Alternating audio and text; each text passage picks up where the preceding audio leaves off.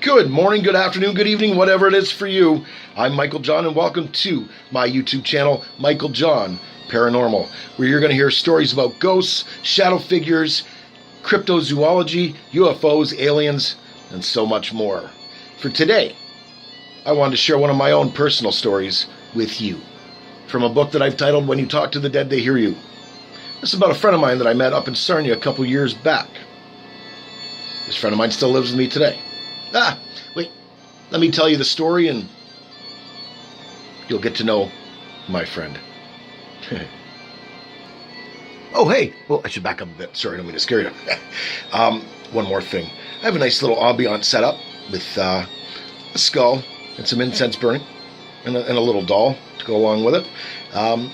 While I tell the story, I'm just going to let that incense burn in front of you. And if you see anything, please write something in the comments down below. Did I say hit subscribe? Please hit subscribe, like, and share the shit out of this stuff because I want everybody to know who Michael John Paranormal is, who Orbs Canada is, www.bandedspirits.com is.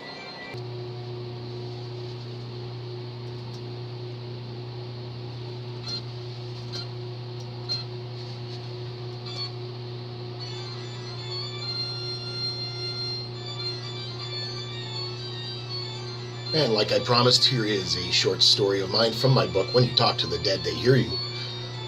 This is from Act 2, called, the title, Antiques, Stars, and Pro Wrestling Gimmicks.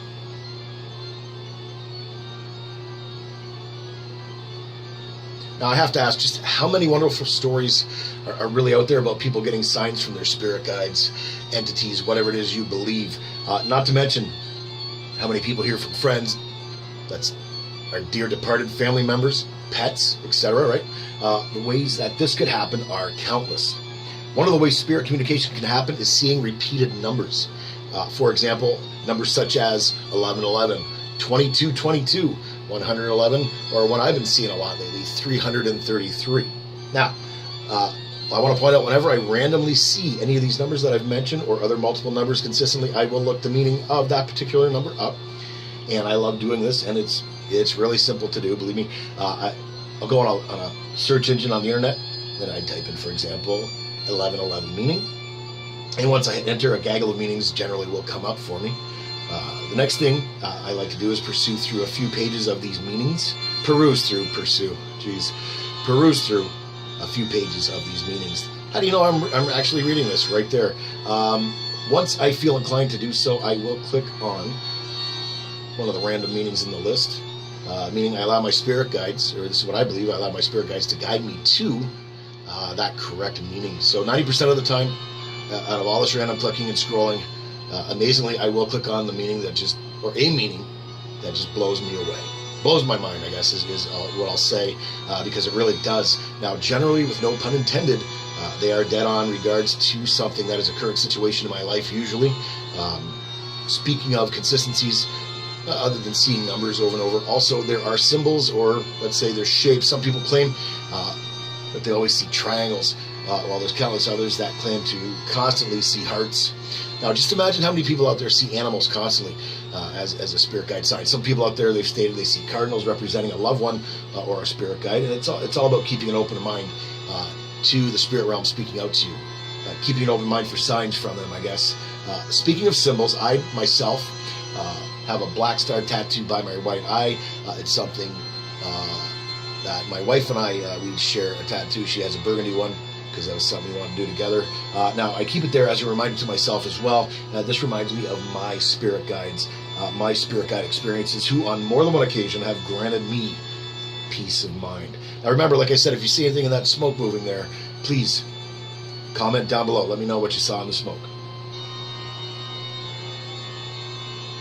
Now, there's what I prefer to call spirit guide confirmations. Stars, myself, were the first symbol that were continually appearing in my life. Now, when I was searching for answers to my life, if you will, was I heading in the right direction? Well, I don't know. I'm detailing and explaining this as best I can for you, as this is all very relevant, I got to mention, to my following experience. Now, out of all the amazing stories in this book that you're going to read, this story, dare I say, is a personal experience of mine that is head above the rest. This, in itself, is such an amazing story. I say amazing as this is a story in which I'm able to proudly share with you. And this is, for me, without a doubt, one of the coolest stories I've had the honor to personally experience involving my spirit guides. And I believe it was in July of 2016. Yeah, there we go. A boys' weekend, if you will. So a boys' weekend away, if you will. So it was about 3 years ago. A long time, very close personal friend of mine, also my Orbs partner in crime, the creepy clown guy, Pat Ryan. Yes, the one and only. We both headed out on a road trip to Sarnia, Ontario for a weekend. Now, for myself, this would be the first time in well over 20 years that I've been to Sarnia, Ontario. Now, the plan was that we would hit the bike trails out that way, because back then, both Big Pat, creepy clown guy Pat Ryan, and myself were long-distance bike riding fanatics, so we were always out on a trail somewhere. Now, the big man, he was nice enough to do some research before we headed out the Sarnia way, and there were multiple awesome bike trails to experience, so we certainly got into that a bit. Now, during our ride up that way, Big Pat had mentioned to me that he would like to head on into some of the antique stores just up the road from our hotel in Sarnia. Sarnia does have some awesome antique stores, I gotta say. Another reason the big man wanted us to go to Sarnia specifically was that one of his dearest heartfelt passions is he collects old vinyl records. And before we realize it, it's our favorite time, 4:20 p.m., maybe yours too. And we've made it to our hotel in Sarnia. We do everything we have to do. Everything from checking into our hotel up to our room to unpacking our luggage, all the funs of traveling. Now, then it's along the beaten path of Sarnia, Ontario we go. Now, the amazing thing here, as we're walking towards the first of several antique stores that we're going to explore on this trip, I noticed ahead on our path, of all things, yeah, you guessed it, man, a star hanging on a wall. And the first time ever, I finally decided to be comfortable enough to confide in someone, and that was Pat, about why I have this black star tattooed by my right eye. Very similar to the words above that I mentioned in this chapter related to it, I proceeded to tell the big man all about my spiritual connection with receiving stars as answers on several occasions. Finally, we reach our destination, antique store number 1, if you will. One of my favorite topics, as well as Pat's, is ghosts. Yes, obviously. We spoke the majority of our road trip about ghosts and the like. Now, we can get into a very deep conversation about the spirit world when we're both in the mood, which is pretty much all the time. As we're walking into the antique store, I asked him, I said, Pat, dude, could you even begin to imagine all the spirits attached to the items that are laying around in this store? Now, I say that because with seeing the sheer numbers of antiques in these rooms, I would love to place a bet to see that some of these antiques have spirits attached for sure to them. Now, to my amazement, as I'm explaining my thoughts to my friend, all the while my eyes are doing a quick inventory of all the antiques displayed about. As I'm taking in the sights of the room, next thing I know, I'm doing a double take because I see on a shelf, in abundance no less, an assortment of porcelain dolls. As I'm becoming excited, my heart begins to race, of course, getting myself excited and worked up due to the fact I'm thinking to myself, I wonder if any of these dolls are haunted.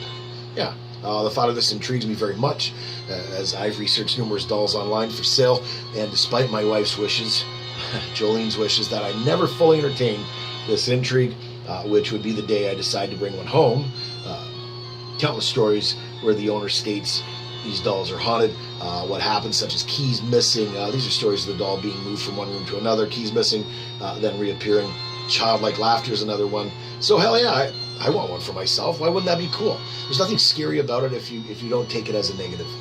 Just my own personal belief. Why would anybody in their right mind want a haunted doll in their house, you may ask? After doing a modest amount of research about haunted dolls online, along with their stories from their current owners, I'll be the first to admit, yes, when it comes to haunted dolls, something deep inside my soul finds haunted dolls very intriguing, to say the least. And I've wondered on many occasions about how this experience would be for anyone. That experience of having a 24/7 continuous haunting, more or less, from a doll. I could ask Zach Baggins one day, we'll see, right? Now, I return you to Exhibit A, back to what I was talking about, exactly why my excitement levels peaked the moment my eye spotted the dolls on the shelf.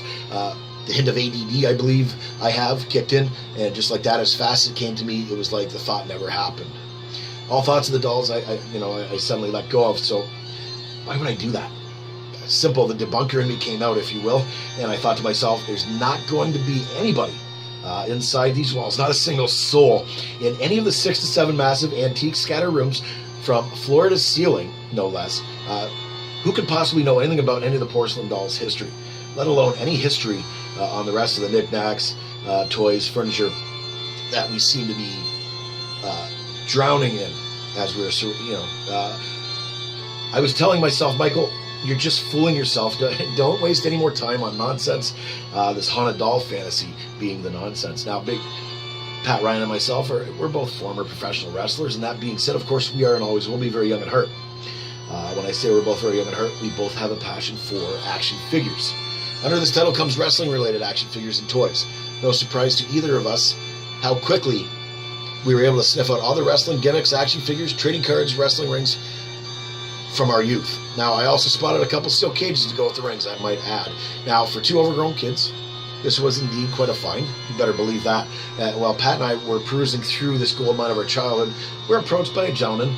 The funny thing about this gentleman, we never figured out if this guy was legitimately someone that worked there or not. I had two possibilities of my own. The first was this guy was great at being a nuisance. Second, he was just a straight up whack job. Don't get me wrong when I say that. This gentleman was more than nice enough to us. At the same time, this dude was annoying as a pimple on my manhood. Yes, that's right, I said it. Here he is, trying his absolute best to be Joe Salesman. What was his absolute best? This gentleman was trying to sell his wrestling trading cards to both the big man and myself. And I'm not sure if this guy was trying to make himself some lunch money or what the deal was. I mean, or maybe he was trying to get himself some booze money, Hey, whatever, that's his business, I guess. This guy was hassling us both so much about these trading cards. Pat and I both politely told this gentleman at least twice that we both had these trading cards in our collections. Thank you very much. At some point during our conversations, Joe Salesman seems to be talking much more to Patrick, which was fine by me, because like usual, my thoughts quickly began to drift away. Now, I'm off in the abyss at this point, not hearing anything or anyone around me. I'm just daydreaming for a moment. Next thing I know, before I can even realize what's happening, all of a sudden there are 3 taps on my right upper back and shoulder area. Now, remember earlier, Pat and I were dealing with Joe Salesman, and Joe Salesman was kind of, getting in our way. Now, I was already I was already kind of on my guard for anything stupid because of that individual, number one. Immediately, though, I thought the 3 taps I felt were from this gentleman, trying to get my attention again.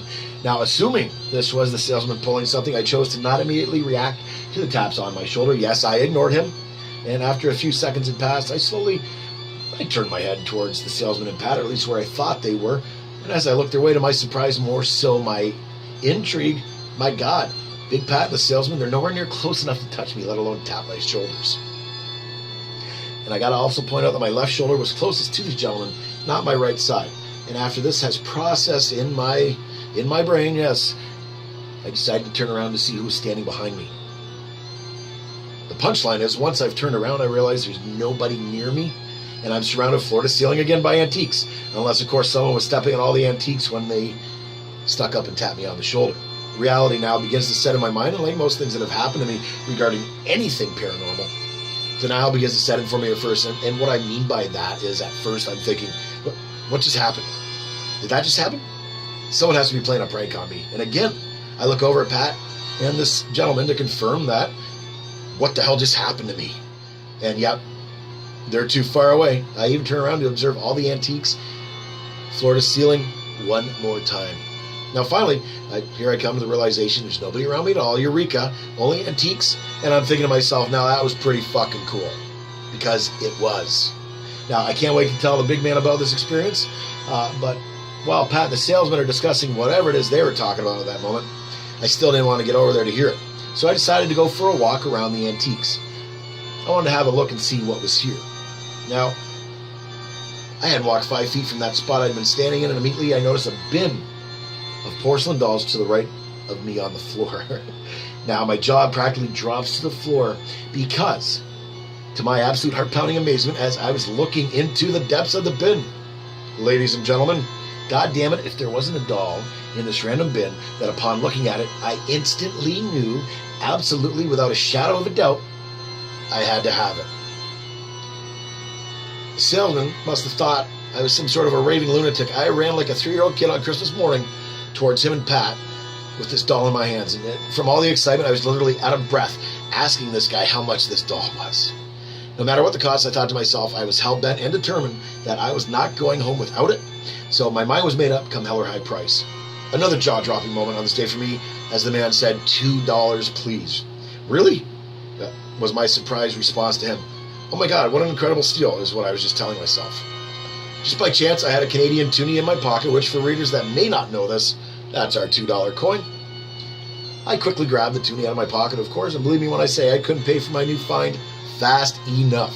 Finally, my new friend is now mine. And why all the fuss about a doll? Great question is my response to you.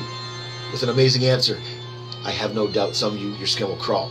Goosebumps will fill all over your skin, not unlike what I mentioned earlier about star symbols, spirit guides, and tattoos. The gift of spirit confirming my questions. Again, I was humbled and amazed by my spirit guides.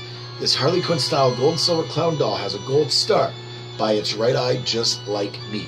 And I'll give you a nice close-up of that doll after I'm done reading the story, of course, which we're almost there. It's an amazing gift having spirit guides, obviously in my life now, to which I'm very humbled. I'm very amazed by what my spirit guides, they've proven again, once again, that they're around me now by presenting me with this Harley Quinn style gold and silver clown doll, which came home with me that weekend, of course, where I now proudly display it on the shelf overlooking our entire living room. And my doll sits quite content, so I think anyways. However, I can't say she's never said boo. I have heard my name whispered on more than one occasion since my friend has moved in. Does this scare me? No, not at all.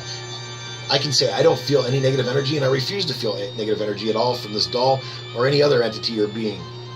However, now my mother, when I introduced her to my new friend, was not impressed when she was over for a visit one day. Then there is my lovely wife Jolene, who nervously did her best to describe to me what she was sure that she saw. Now, which was her describing when she saw myself walking up the hallway in our apartment, shaking while she's explaining this. Jolene proceeded to tell me that she witnessed what she thought was me opening up our apartment door and walking out into our hallway. She goes up the hallway towards the door to see where I've gone. Jolene looks into the bedroom on her way to the door. To her surprise, doesn't she see me fast asleep in our bed? Jolene has no problem waking me up to tell me what she just experienced, as this is a story of mine that I decided to share with you one of those countless times I've been fortunate enough to be proven by spirit guides. And when I say proven that spirit guide communication is indeed real. Happy hauntings.